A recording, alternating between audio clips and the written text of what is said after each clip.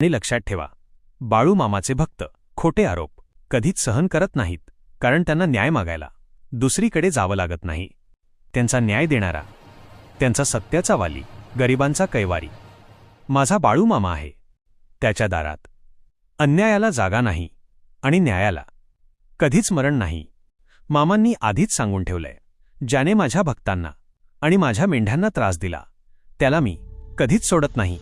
आणि एकदा का त्यांचा न्याय झाला ना, की होत्याचं नव्हतं आणि नव्हत्याचं होतं, होऊन जातं एका क्षणात. इतकी भयानक ताकद आहे त्यांच्या निर्णयात, हे कायम लक्षात ठेव. बाळू मामांच्या काठीला आवाज नसतो, पण तिचा फटका छाती आरपार जाऊन बसतो आणि तेव्हा समोरच्याला कळतही नाही आपला हिशोब आणि कुठे चुकता झाला. जर तुम्हालाही बाळू मामांचा न्याय खरा वाटत असेल तर व्हिडिओला लाईक करा, चॅनल सबस्क्राईब करा आणि कमेंटमध्ये मनापासून लिहा, बाळू मामाच्या नावानं चांग भलं.